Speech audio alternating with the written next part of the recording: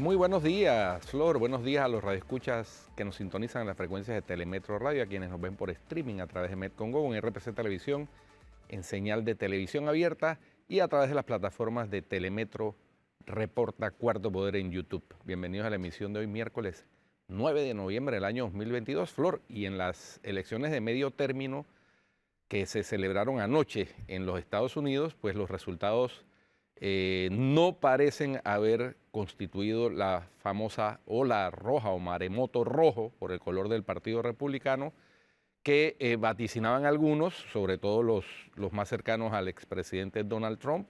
De hecho, a los candidatos de Trump no les fue tan bien como esperaban. Varios de los que eran promovidos por Trump perdieron. Quizás el republicano que mayor éxito y más contundente éxito tuvo fue el gobernador de la Florida, el gobernador de la Florida, que iba por la reelección, Ron DeSantis, pero que es un virtual y potencial contendiente de Trump para la candidatura presidencial en las primarias del Partido Republicano. Se mantiene la disputa muy cerrada por el Senado. Hasta el momento hay 48 escaños republicanos, 48 escaños demócratas. Hay 3 estados que se están disputando, que son los estados switch, en donde puede darse la diferencia. En la Cámara parece que sí va a producirse se va a voltear la mayoría a favor de los republicanos, pero en todo caso sin la mayoría contundente que algunos predecían. Y esto parece obedecer, Flor, a varios factores. Primero, a pesar de la baja popularidad indiscutible del presidente Biden, reflejada en la mayoría, en casi todas las encuestas, los jóvenes salieron a votar.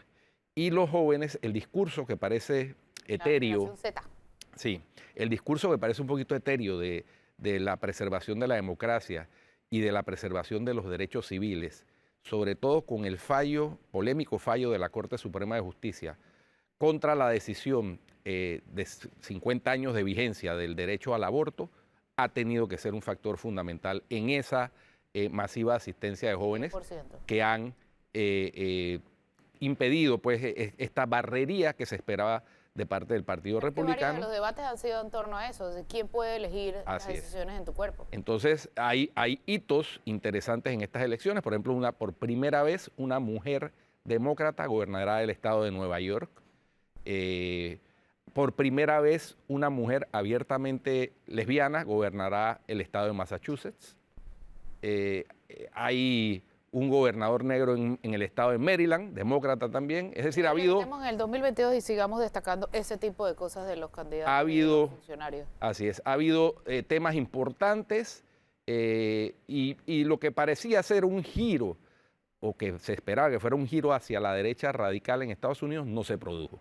Ciertamente se pierde seguramente la Cámara de Representantes, es normal, lo decíamos ayer, ha pasado en casi todas las elecciones de medio término, eso porque es una manera de calificar la mala o deficiente o regular gestión de los ejecutivos, a la vez que calificar, por supuesto, la gestión de los representantes a la Cámara en los diferentes estados. Así que nada más allá de lo que se esperaba, del parecido a lo que se esperaba, que era un tsunami rojo. La cosa ha estado bastante normalita. Claro, ahora viene toda el reconteo. Hay un estado en donde hasta anoche se vaticinaba una segunda vuelta. Parece que no va a ser así. El estado de Georgia ganó el demócrata hasta ahora, lo que se proyecta. Pero va a haber sin duda disputas legales en algunos estados estrechos, tal como ocurrió en la elección presidencial del 2020. Pasando al plano local, Odebrecht. Ah, sí, bueno. Noticia. Ayer decíamos que se iba a conocer los nombres ayer mismo, efectivamente así fue, porque esta parte ya no está bajo la reserva de la fase investigativa, habiendo sido pública y transmitida por televisión, además la audiencia preliminar, pues se esperaba que esos nombres se conocieran, como efectivamente se conocieron. 2 expresidentes, varios exministros de Estado.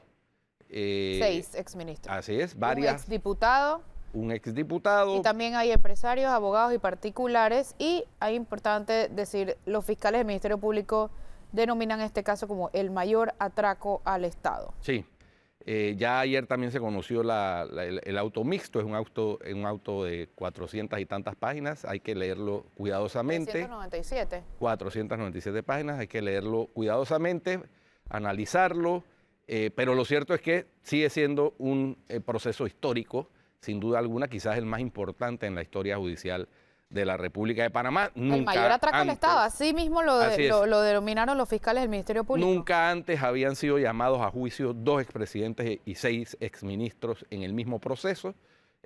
Así que vamos a ver el resultado que esto tenga en el año 2023, porque las fechas fueron fijadas para agosto voy a leer para septiembre del 2023. Voy a leer los nombres, aunque son varios, creo que es importante destacarlos. Mira, hay llamados a juicio, son 35 nombres. Juan Antonio Niño, Cristina Lozano, Jaume Pamies Dolade, Frances Pérez, Andrés Sanguinetti, Javier Díaz, Jimmy Papadimitri, Roberto Brin, Jaime Ford, Dana Harrick, Evelyn Bartas, Francisco José Pérez Ferreira, Frank de Lima, Pepe Suárez, Francolini Ricardo, Ricardo Martinelli, Luis Enrique Martinelli Linares, Navin Bacta, Juan Carlos Varela, Jaime Lazo, Michelle Lazo, Carlos Dubois, Ronnie Misrachi, Ricardo Alberto Martinelli Linares, Aurora Muradas, Gonzalo Monteverde, María Isabel Carmona, José Domingo Arias Villalaz, Jorge Alberto Rosas, Juan Carlos Rosas, Rosa Mari Molino, Liz Elena de Souza, Paulo César de Miranda, Barry Williams y Juan Francisco Mutio. Entonces, llamados a juicio, estos fueron los llamados a juicio en el delito contra el orden económico en la modalidad de blanqueo de capitales. Pero también hay un llamado a juicio, uno solamente, para el delito contra la economía nacional en la modalidad de blanqueo de capitales, y es Rodrigo Díaz, Rod Díaz. También se ordenó sobreseer definitivamente a María Bagatelas de Papadimitri y sobreseer provisionalmente a José Antonio Porta, Alexander Castellaneta, Franco Castellaneta, Angelina Valero de Gámez, Marcos Gámez, Alejandro Stanciola, Úrsula Vance, María del Sol Pilar Rivera Vigas, Linda Gesto, Fernando Carreiro Muradas y Maya Sicurel Spiller. Esos son los nombres. Muy bien. Se salvaron 3 de las 4 periquitas. Es correcto. Bueno. Es correcto. Sí. Así que bueno. Vamos a ver entonces qué desenlace tiene esto, que se sabrá en agosto. Yo creo que es importante también decir quiénes quedaron por fuera del juicio. Tengo la lista por aquí. Del juicio, por fuera del juicio. Se quedaron por fuera. ¿Quiénes se salvaron? Bueno, los que fueron sobreseídos. Y empresarialmente. Ah, bueno, la empresa, Ricardo, eso lo dijimos ayer, Sí, la empresa exacto. Ricamar S.A., porque la jueza declaró no viable Correcto. el encauzamiento de esa persona jurídica. Sí. Que era la única persona jurídica que estaba en La el única. caso. Exacto. Ahora, pero Sobreseído. hubo reacciones. El A mí me pareció expresidente... importante el comunicado de Varela. Eso es lo que iba a hablar, el comunicado del expresidente Juan Carlos Varela. Vamos a desgranar ese comunicadito. Mira, primero lo que dice Juan Carlos Varela, dice: enfrentaré este injusto proceso convencido de mi inocencia. ¿Sabes lo que me llama la atención en términos generales? De que sus argumentos son muy parecidos a los de Ricardo Martinelli. Idénticos, Perdone. nada más que más bonito. Pero dice, exacto. Y por escrito. Y por escrito, en el caso de Ricardo Martinelli, lo manda en su cuenta en Twitter, pues Juan Carlos Varela, utiliza un comunicado, pero dice: enfrentaré este injusto proceso, injusto, convencido de mi inocencia y con la convicción que estoy ante una bien definida estrategia política. ¿No le suena parecido? Persecución política. Lo mismo, ¿no? Pero ¿sabes qué me llama la Estrategia atención política, aquí? persecución política, utilizada en su campaña por el partido de gobierno, la cual venceré con la verdad en la instancia que corre. No, pero el siguiente párrafo es el que más me llama la atención a mí, y es el siguiente. Durante la pandemia, ante indicios de actos de corrupción en el manejo de recursos destinados a solucionar las necesidades del pueblo panameño, escucha esto, para desviar la atención del descontento popular, el Ministerio Público y el sistema judicial recibieron órdenes de actuar, y esa orden derivó en mi inclusión en el caso Odebrecht y luego en promover una situación riesgosa y un circo mediático. En el momento más delicado de la pandemia, citándome el mismo día, a la misma hora y el mismo lugar junto a otro expresidente para ser indagados en casos diferentes. Él está hablando de una orden en conjunto entre el Ministerio Público y el órgano judicial para meterlo en el caso. Sí. O sea, él está hablando de persecución política del Ministerio Público y yo creo que... ¿Y del PRD? Y yo creo que no le queda muy bien decir esto después de que todos vimos los Varela Leaks y cómo él conversaba con la procuradora en ese momento. Yo Exactamente. creo que en verdad está fuera de orden Porque tomando en cuenta parece, su precedente. no, parece que lo hizo con conocimiento de causa. Y eso es lo que a mí sí me dejó pensando, porque este asunto de que el sistema judicial recibió órdenes de actuar, después de haber leído todos los Varela Leaks, y la comunicación directa que hay presidente, o que hubo en su momento con él, presidente, procuradora de la Nación, como que revela una acción que es común en la justicia panameña, o sea, esa orden de actuar. Claro, es que hubo también declaraciones en medio del proceso de personas muy cercanas a él que lo involucraron directamente en el proceso del caso Odebrecht. Porque es que en los últimos 10 años, Odebrecht fue el elemento o la empresa común entre los candidatos políticos de este país. No hablo solamente de los candidatos presidenciales, porque ahí estamos viendo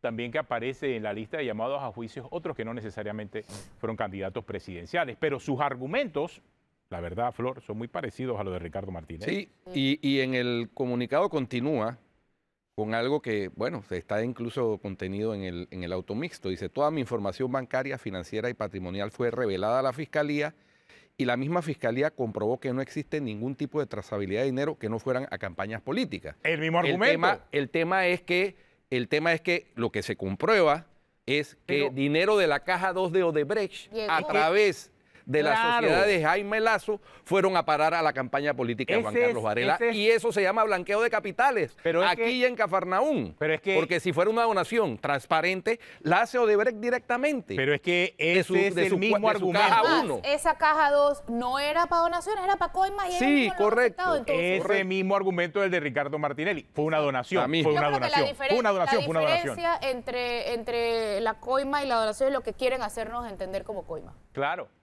O sea, era una donación, no era una coima. Sí, pero es que además... Y esa es la razón de toda la discusión que hay sobre el caso de Pero es que además...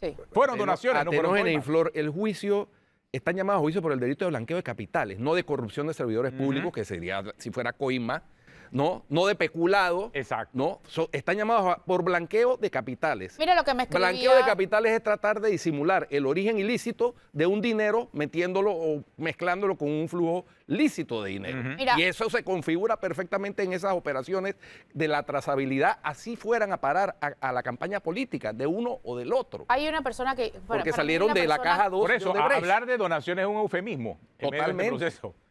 Totalmente. Y más, así mismo se quedó planteado en el... Yo creo que falta confirmar si dentro de los 11 sobreseimientos hay algún acuerdo de colaboración nuevo. No creo, porque esa etapa procesal ya exactamente, se cumplió, Flor. ya pasó. Ya estos son sobreseimientos que en donde, como dice el auto mixto, la jueza no encontró suficiente fundamento para llamarlos a juicio, de acuerdo al artículo correspondiente. Y también me preocupa que la audiencia es en agosto del 2020. Bueno, eso es porque la congestión que hay en las salas de audiencia debido al sistema penal acusatorio, Flor, es impresionante. Eso no pasa solo en este caso. Odebrecht. Pero no pasa solo. Lo que pasa es que si no tienes sala de audiencia disponible, ¿dónde lo vas a hacer? Yo coincido con Flor, o sea, en el Teatro Balboa. ¿Se pudo adelantar esa fecha? Sí, yo creo que sí se pudo. Claro que sí. Claro que se podía haber adelantado. Ese argumento usted coincide con el de Martinelli, que dice que es para enredarle su campaña política. Es que ¿sabes qué pasa? No es que coincide con el de Martinelli. Sí, él lo dijo ya. ¿Y qué pasa? Ya lo dijo ya, que dice que al mismo tiempo que va a ser candidato va a estar siendo procesado. Es que lo que pasa es que, ¿sabes qué? No tiene nada de malo estar de acuerdo con él algunas veces. Y sí tiene razón en algunas ocasiones. Y en esta me parece que tiene razón. No. Yo no coincido. Mira, yo que lidio casi todos los días con este tipo de situaciones por el ejercicio profesional, me consta que las salas de audiencia están requetecopadas. Es el caso más importante de atraco al Estado. Lo dijeron los fiscales. Pero de que quisieron hacer confundir, o mejor dicho, enredar el caso Odebrecht con la campaña electoral, poniéndole en esa fecha, pues también es real. Pues sí. También es real. O sea, de que va a quedar en medio, va a quedar en medio. ¿Qué pasa con los fueros que van a... No necesariamente porque lo diga Martinelli está mal, ni porque lo diga cualquier otro está bien. O sea, yo creo que hay cosas, independientemente de la persona que las dice, que uno puede estar no de acuerdo por el mensaje que mandan, ¿no? Ahora, Ya. obviamente, haciéndolo en agosto del 2023, ni aunque se quisiera, No dan los tiempos. no van a dar los tiempos para conseguir una condena en firme que evite Pero es que el que señor si- Ricardo Martinelli ni que, llegue. se- ni que se Ni hubiera él hecho- ni cualquiera. Atenógenes, Oh. ni aunque se hubiera hecho en el 2020, dan los tiempos. Un proceso penal con sentencia ejecutoriada tarda entre 5 y 7 años. O sea, es así. Pero no, es así. Pero Guido, volvemos a lo mismo. Y este es un sistema todavía del Guido, sistema inquisitivo mixto. pero no estamos es más hablando de lento cualquier aún. caso, estamos hablando Sí, de un sí. caso de alto perfil. Sí, Si de la acuerdo. justicia quería mandar un mensaje acerca de un caso tan importante, y diría que es el caso más importante de los últimos 10 años. Sí, los fiscales no solamente por la cantidad de plata involucrada, sino por la cantidad de gente y el perfil de la gente involucrada. Estamos hablando de 2 expresidentes. ¿Cuándo en la vida habíamos tenido 6 un ministros. expresidente? Miren, 6 ministros, 2 Miren, en expresidentes. este caso- ¿Cuándo antes en la vida habíamos tenido Bueno, un expresidente sentado en el este banquillo de los caso- acusados de un caso así? Nunca antes. Entonces, dime que este caso no es importante. Sí, claro. Dime Y en- que este caso no es importante, que la Claro. justicia no podía dar un mensaje. Claro que lo podía hacer. Y lo ha estado, no lo está y lo ha- haciendo. no, lo ha estado dando Atenógenes. No, están mezclando las cosas. Y No, ese es el punto. Por Lento. ejemplo, en el tema del levantamiento del fuero penal electoral, todo el mundo se sorprendió de la velocidad con que la Corte falló. Por ejemplo. En eso tengo que estar de acuerdo. Ah, Y bueno, yo estoy hablando que de entonces, la, pero yo si estoy hubieran hablando, querido llevar la cosa por lo largo, pues se demoran también. yo estoy hablando normalmente. de la audiencia. Mira, entonces- Agosto del 2023 es Bueno, lejos. Mira, aquí no hay sentido de urgencia en el órgano judicial en este caso. De este caso dependen muchas cosas, inclusive nuestra permanencia en las listas. También. Por favor, tendríamos una condena por lavado de dinero, ¿o no? ¿Qué es lo que necesitamos? ¿Qué es lo que se necesita para salir de algunas listas? ¿Me vas a decir que el órgano judicial no tiene sentido o conocimiento de que este caso es importante? Claro que lo tiene. Sí, lo si tiene. se repitió no una, 1000 veces a lo largo de la audiencia preliminar. Claro que sí, no es un asunto de defensa o ataque al sistema del órgano Si es por judicial. falta de salas, pueden hacerlo en otro lado. Hubo y siempre se han dado opciones. ¿Pero acaso claro. no habían agarraron el quitado el estadio? Teatro Balboa? No agarraron el estadio Roberto Durán, hicieron una audiencia ahí multitudinaria con unas 400 personas que estaban involucradas en el caso de los buses. Sí. Claro que sí se puede. Se puede, cuando se quiere Claro que se puede. Es demasiado lejos. Exactamente. Va- Pero bueno, esa es mi opinión muy personal. Y ya te digo, no es que un ataque. compartes con la de Martinelli. Sí, y comparto contigo. Sí, Compartimos. normal. Ey, Pero ¿qué voy a no es decir? un asunto de ataque o Discrepo. defensa. Yo respetuosamente discrepo porque No es el una- sistema funciona así. Sí, Guido, pero no es una Que funciona así no está bien, ese es el punto. No es No, un no, asunto no, de pero es que- ataque o defensa. Porque es que volvemos al mismo punto, Guido, de que es que en Panamá siempre han pasado las cosas de esa forma. Sí, pero lo que No, ocurre es no. que esto es diferente. Lo que pasa es no que- estamos hablando de una denuncia cualquiera, estamos hablando de un juicio contra dos mayor atraco a la expresidentes. historia. Claro, Hay dos una- expresidentes, Hay los dos una últimos periodos. agenda en la oficina judicial del órgano judicial, valga la redundancia, hay una agenda de audiencia y hay turnos. Entonces, ¿a quién le vas a tumbar el turno para darle prioridad a esta? Es que así funciona el sistema. No es que yo cuando yo quiera la pongo, no, hay que hacer una cita, digámoslo así. Vamos a ponerlo así como en el municipio para las placas, así mismo. Guido, y aquí entonces cuando- aquí cuando entra quieren hacer las cosas by the book, como se dice, se utiliza la agenda. Cuando no se utiliza, y tú bien lo sabes. Y este Esto caso- pasa en el órgano y este judicial. caso, les recuerdo Y este que caso ameritaba no hacerlo, ¿ah? Varios, Sí. no voy a decir quiénes, pero varios vaticinaban que este caso iba a pasar el tiempo, iba a prescribir, decían algunos. Bueno, con el llamamiento a juicio Ya, se ya queda interrumpió la claro que no puede prescripción. prescribir. Ya no va a prescribir. Así es, Va, se el caso va a interrumpió la continuar. prescripción. El caso va a continuar. Entonces, va a continuar y va a tener consecuencias. Pero y va bueno. a haber condenados. Sí, no hay duda, no hay duda. Eso Y no- van a hacer, y cuidado con las sorpresas acerca de las condenas que pueden darse Bueno. aquí.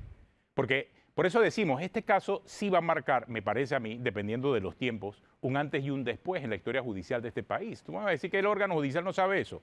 Tú vas a decir que el órgano judicial no quiere mandar un mensaje importante acerca de la manera en que Panamá tiene la capacidad para poder juzgar a 2 expresidentes y a 6 exministros. Si eso nunca antes se ha hecho. Claro, bueno, Bueno, lo es el están momento de haciendo. hacerlo, es el momento Lo de están demostrarlo. haciendo. Y demostrarlo de la forma correcta. El choque que va a tener esto con la campaña electoral es lo que sí pone quizás una nube gris sobre las decisiones que se están tomando.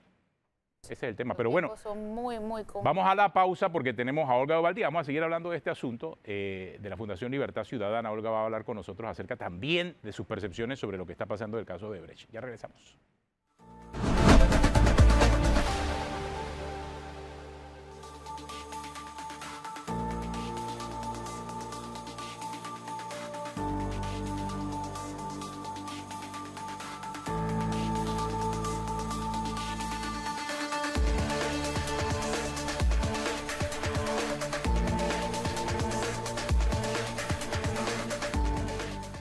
Continuamos aquí en Cuarto Poder. Bueno, hemos estado analizando el caso de Brecht. Nos acompaña ahora Olga de Bobaldía, de la Fundación Libertad Ciudadana. Olga, cuéntanos, ya has conocido y has escuchado parte de nuestros planteamientos sobre lo que representa para el país este caso de Brecht. Cuéntanos qué piensas acerca de esto. Buenos días.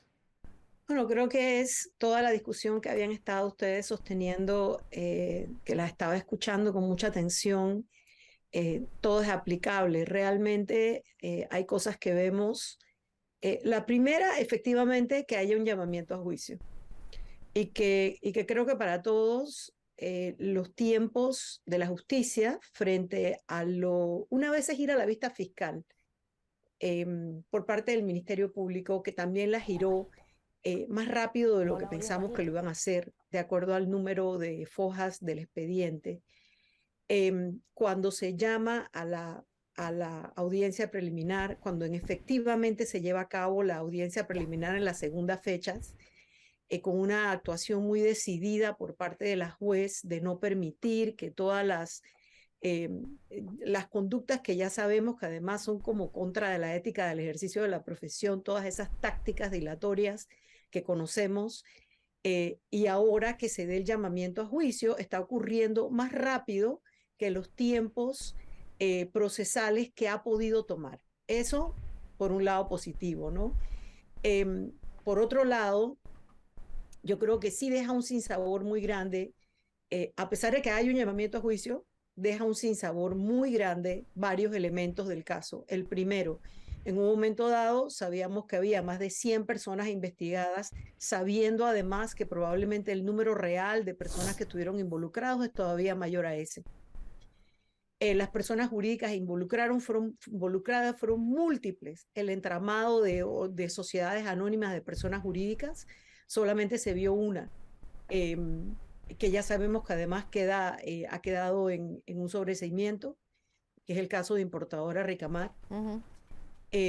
Y el tipo de delitos por los cuales se está llamando a juicio. Atenógenos lo mencionó anteriormente, y que es el blanqueo de capitales. Creo que todos los que nos gusta el cine y un poquito de la historia de cómo pasan las cosas, no podemos evitar volver a pensar en aquel muy famoso caso de los años 30 en los Estados Unidos, cuando finalmente se logra atrapar a Al Capone por evasión de impuestos y no por todos los crímenes.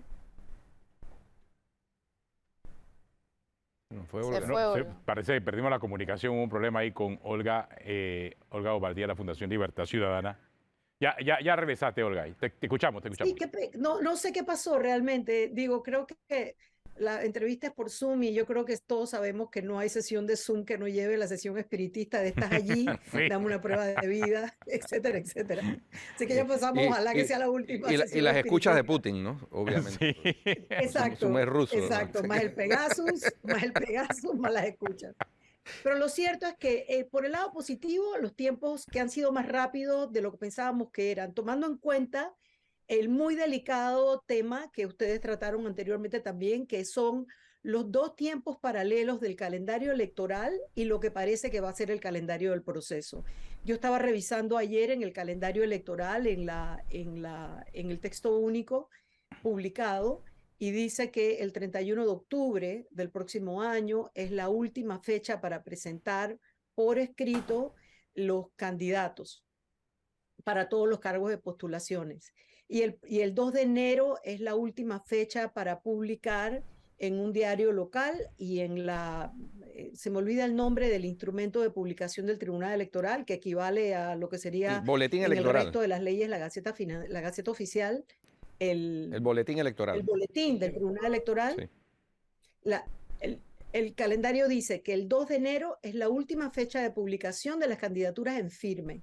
No hay manera posible que en ninguna de esas dos fechas tengamos, tal como lo se ha referido, una sentencia en firme que pueda evitar por este crimen o por este delito de blanqueo de capitales que quienes estén en esas listas, de primero, por supuesto, el expresidente Martinelli, que juega con ese coqueteo, con que corre, con que no corre, con que tiene una candidatura, con que no la tiene,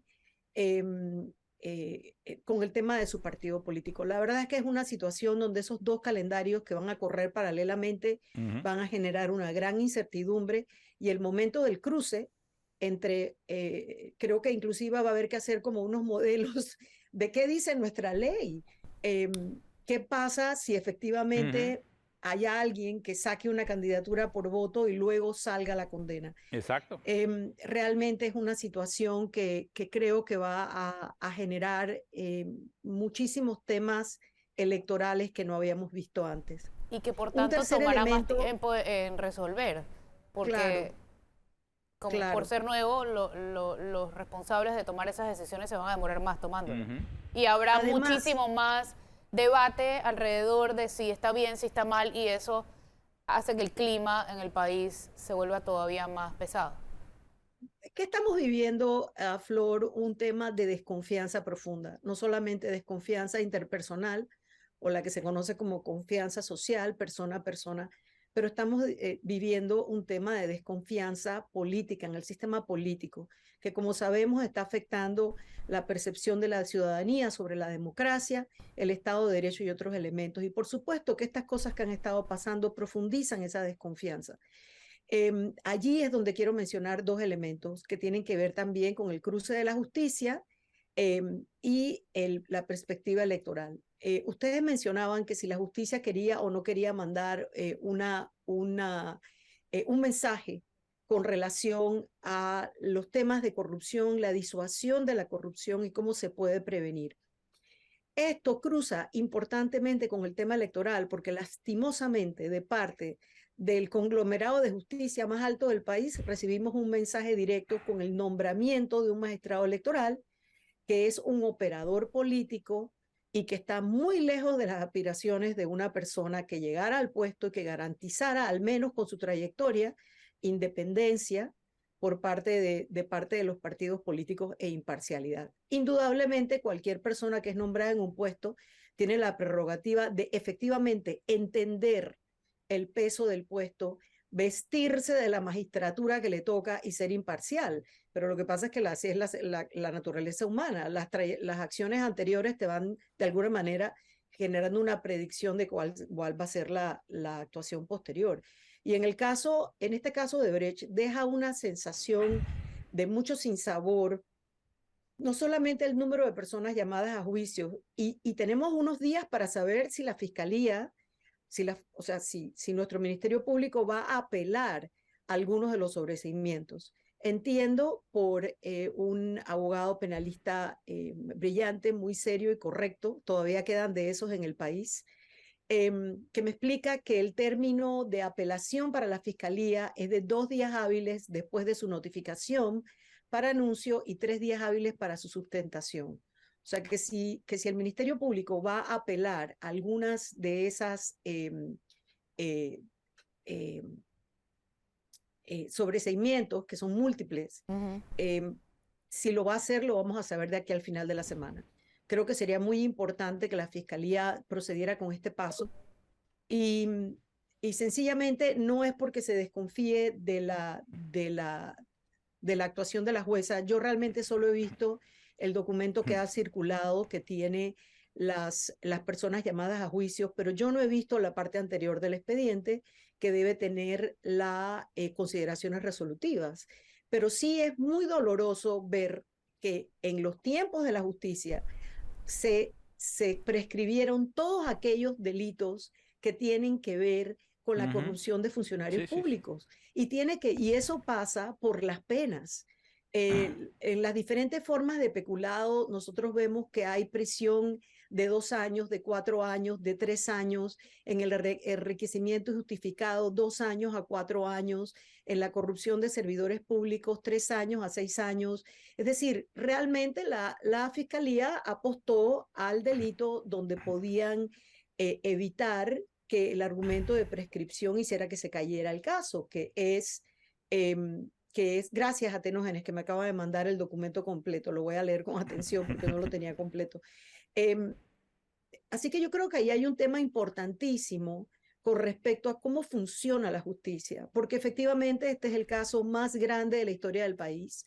en corrupción, es el atraco más grande que ha sufrido el país, además de ser un caso de gran corrupción. ¿Qué quiere decir la gran corrupción y qué es diferente a la corrupción común, a la corrupción, digamos, común y corriente, que tiene que ver cuando alguien encuentra en una oficina pública un incidente de corrupción? Es que esto tiene esquema de crimen organizado. La forma en que Odebrecht entraba a los países durante el periodo de campaña electoral, cooptaba a los dos candidatos que ellos tuvieran la certeza de que eran los dos que estaban a la cabeza, y lo hacían a través de las famosas donaciones, donde ya tenían preparados de antemano, yo creo que tenían hasta los pliegos de los proyectos de infraestructura pública a través de los cuales se iba a hacer el esquema.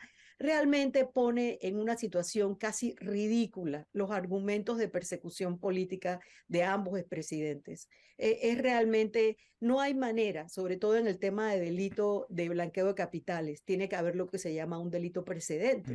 Y en esos delitos precedentes, en el tema de blanqueos, tiene que haber no solamente, el delito se lleva a cabo no solamente con la absoluta certeza del origen de los fondos siendo ilícitos, solamente con la sospecha o la duda de que los fondos son ilícitos, o si hay un patrón de conducta, es suficiente para poder conformar el delito de blanqueo. Entonces, no entiendo la estrategia.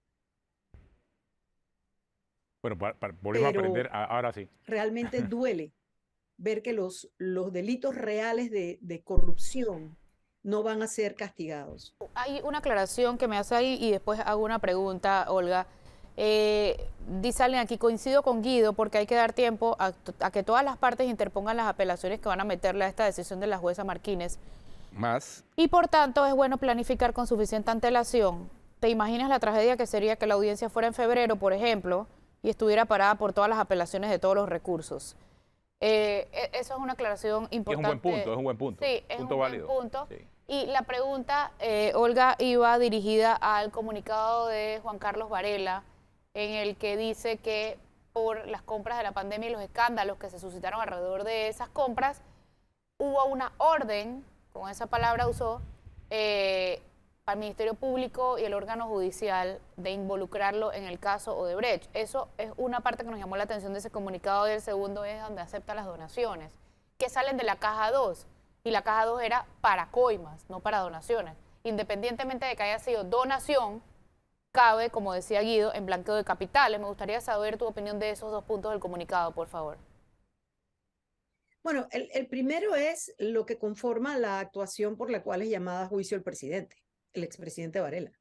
Es decir, esa actuación en sí misma no tiene nada que ver con el ambiente político posterior. En el caso de Odebrecht, y esto lo está en la declaración que hizo Marcelo Odebrecht en uno de los casos en Perú, donde él describe en detalle cuál era el mecanismo que usaba la empresa a través de las donaciones de campañas y financiamiento político para asegurarse tener cooptado al gobierno que entrara en los países. Lo hicieron en Brasil, lo hicieron en Perú, lo hicieron en Guatemala, lo hicieron en Ecuador, lo hicieron en Panamá. De los 11 países en América Latina y los 2 en África, lo hicieron en la mayoría de los países. Es realmente... es que es casi pueril el argumento hoy de no entender que el financiamiento de campaña está completamente relacionado a la cooptación de la voluntad del gobierno siguiente. Ese era el esquema de funcionamiento de la empresa. Es un funcionamiento, es un esquema de crimen organizado cuando uno ve qué son los elementos del crimen organizado. Crimen organizado de cuello blanco, pero crimen organizado. Ese es un tema. El otro tema es que en su comunicado, cuando él habla de una intromisión directa del Ejecutivo al Ministerio Público, estamos hablando también de una... y déjame hacer un paréntesis. Yo no quito de ninguna manera la realidad de que en este país, administración tras administración, nosotros vemos la distracción de la ciudadanía y de los medios a través de un escándalo que surge y tapa otro escándalo. Pero en el caso de Brecht, la magnitud de lo que estamos viendo, el número de asistencias judiciales. El, el, la, la estructura confesa en otras jurisdicciones de cómo actuaban, cómo se usó en Panamá, cómo fue Panamá fue un pivote en todas esas actuaciones. Eso no tiene nada que ver con las actuaciones políticas o no políticas que pueda tener un gobierno posterior. Y yo creo que ahí hay un paralelo. Recordemos que el expresidente Martinelli acusaba de lo mismo al presidente Varela. Si no lo recordamos, recordémoslo. Creo que hay que diferenciar entre las actuaciones y los elementos o las estructuras que componen el delito por el cual está siendo llamado a juicio de los escándalos posteriores. Son dos cosas diferentes. Que los combine en un solo comunicado, pues lo que indica es que él es un político. Obviamente es político. Y como político va a usar los argumentos políticos que no necesariamente se van a corresponder o compadecer con los argumentos legales de verdad. Ahora, Olga, en torno a lo que la gente siempre trata de vincular con este tema de la eventual inhabilitación, específicamente del expresidente Martinelli para las elecciones del 2024, yo decía que aunque se hubiera producido la sentencia en primera instancia en el año 2020, los tiempos no dan, porque el artículo 180 de la Constitución establece que debe ser sentencia ejecutoriada. Y de acuerdo con un fallo de la Corte Suprema de Justicia del año 2004, sentencia ejecutoriada es aquella que no admite más recursos. Es decir, se ha agotado todo el esquema legal de apelación, de casación incluso, entonces, que son los recursos ordinarios, ¿no? Entonces, eso toma tiempo. Entonces, por eso es que yo decía que el tiempo de la audiencia no me luce que tenga nada que ver con el tema político, porque hay quienes están haciendo el análisis de que sí, es que eso es para no inhabilitarlo, para que sea a largo plazo la sentencia. No, es que la sentencia se hubiera podido producir hace 2 años, igual no daban los tiempos. No, estoy totalmente de acuerdo. Por eso yo te decía que yo había estado revisando ayer el calendario de las elecciones 2024, los momentos de postulación, el cierre de postulaciones. No hay manera que se puedan, son dos carriles paralelos. Y cuándo se van a cruzar, no sabemos. Yo estoy convencida, efectivamente, como tú, de que con los tiempos que tenemos no hubiese sido posible llegar hasta allá. No solamente, y tú diste un estimado, creo que optimista, de que un caso de estos tipos en Panamá puede tomar de 3 a 5 años, pero hay casos que han tomado 9, 10, 11, 12.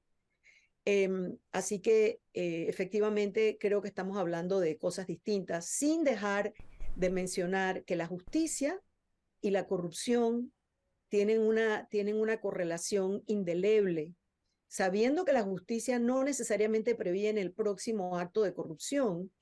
Eso nada más lo va a prevenir un cambio en la integridad, en la gestión administrativa e institucional. Sin embargo, la impunidad que se ha vivido en este país es un cáncer del alma nacional. Y ver este pequeño avance definitivamente creo que manda un mensaje correcto, sabiendo además todas las falencias que tenemos, los tiempos, los delitos, el número de personas. Sería terrible para el país. Caeríamos ya en el completo descrédito internacional que este caso no se llevara a cabo. En cuanto a las listas, lo que estaba Tenógenes. Sí, exactamente. Digo, hasta ahora vamos bien, pero necesitamos resultados de este llamamiento a juicio. O sea, necesitamos que realmente se pueda probar en el juicio todo lo que todo el mundo quizás sospecha. No, y lo que los fiscales tienen planteado en su investigación. Sí. Eso es lo que va a devolver quizás la credibilidad a la justicia, Olga. No sé si piensas así, ¿no? Sí, pero además, acuérdate que hay cosas que no son sospechas, hay cosas que ya son certezas, porque se han probado en otras jurisdicciones. O porque la empresa las ha confesado. Así es. Sí, no solamente se han probado, sino que ha habido recuperaciones en otras jurisdicciones. La propia empresa, en su acuerdo con la Fiscalía de Brasil, que es donde salen todos los acuerdos multipaíses, incluyendo el que la empresa firma con Panamá, ya hay una admisión de una serie de actuaciones. O sea, eso está probado a nivel internacional. Si vamos a llegar tarde o vamos a llegar temprano, También creo que ya pasó el momento, efectivamente vamos a llegar tarde, pero no es una cuestión de no saber qué sucedió, sí sucedió. Así es. Incluso hay dos de los llamados a juicio que ya fueron condenados en Estados Unidos. ¿No? Exactamente. Por el mismo delito, blanqueo de capitales. Yo creo que por eso es tan importante, tan clave y también es tan grave lo que vivimos en Panamá con relación a los procesos, con toda la estructura que tenemos y toda la incertidumbre que genera la estructura y la desconfianza que genera la estructura. Hay pequeños pasos en el órgano judicial para tratar de comenzar a trabajar y a cambiar el sistema de justicia, especialmente sus operadores, para que pasemos de esa terrible interinidad que sabemos que a nivel local e internacional es uno de los temas que más genera impunidad.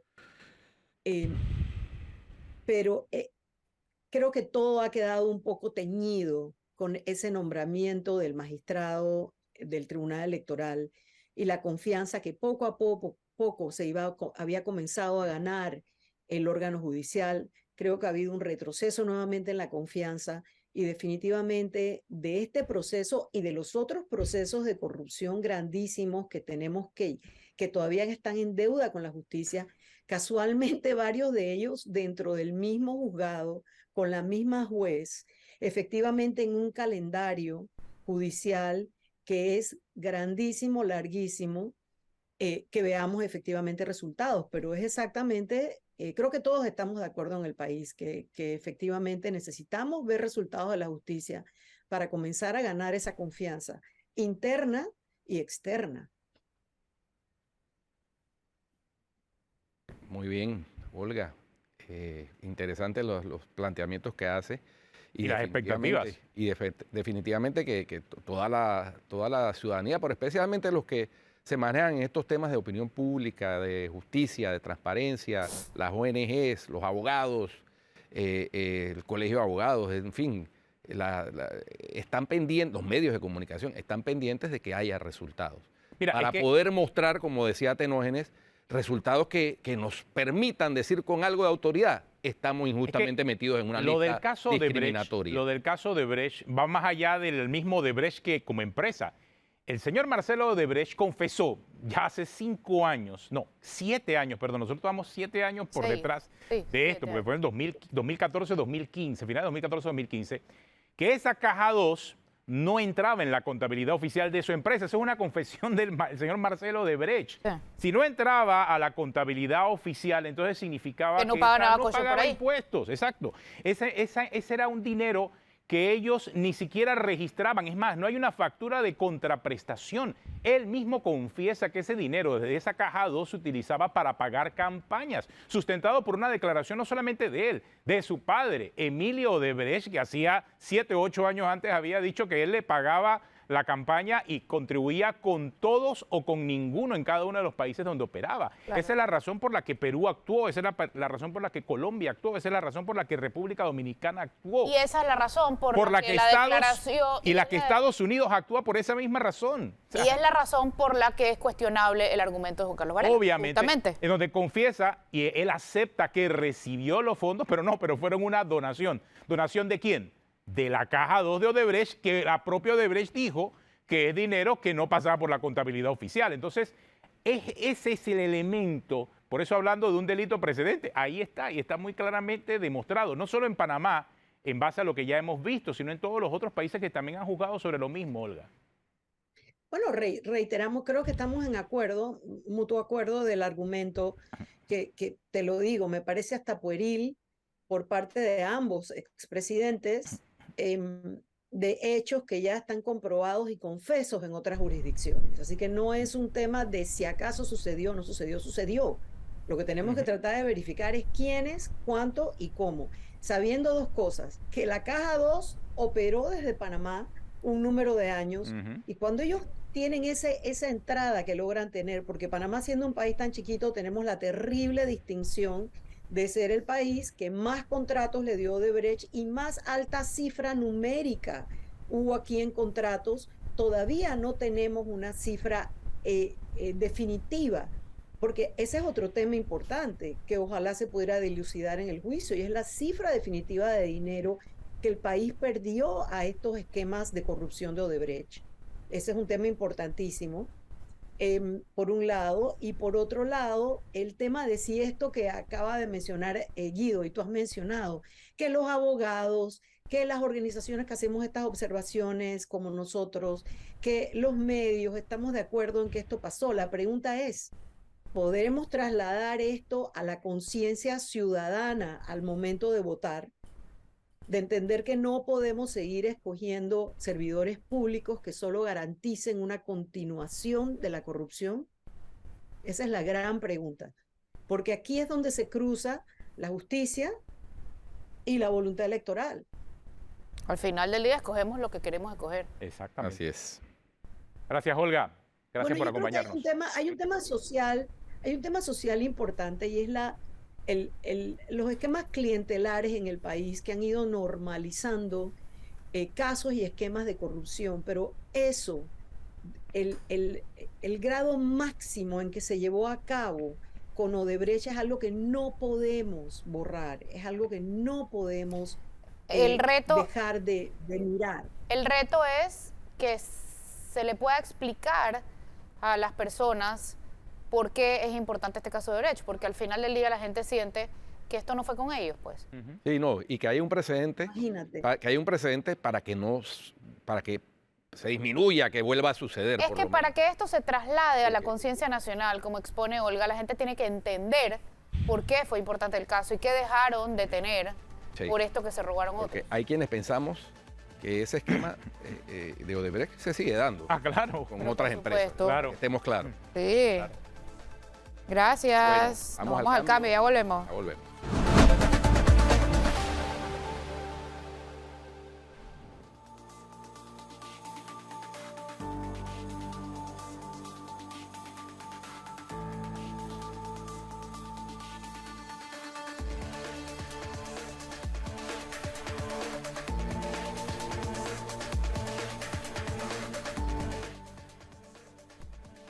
Muy bien, ya en la despedida del programa, ahí estamos viendo con la nueva línea gráfica de Cuarto Poder la lista de los que han sido llamados a responder en causa criminal por el delito de blanqueo de capitales, En el caso. en el caso de Odebrecht. Y se nos fue el tiempo ya. Se nos fue el terminamos. tiempo. Bueno, si usted- Mañana no vamos a tener programa porque es 10 de noviembre. 10 de pero regresamos noviembre, el viernes. el grito de Rufina Alfaro en la Villa de los Santos, que se celebra. Vamos. Muy bien, la Antes que nos pegue independencia, un grito. la independencia de 1822. Muy bien, nos vemos el viernes. Si usted sigue en Telemetro Radio y en Oye TV, siga con el brunch, y en RPC Televisión en CIS New Orleans. Hasta el viernes.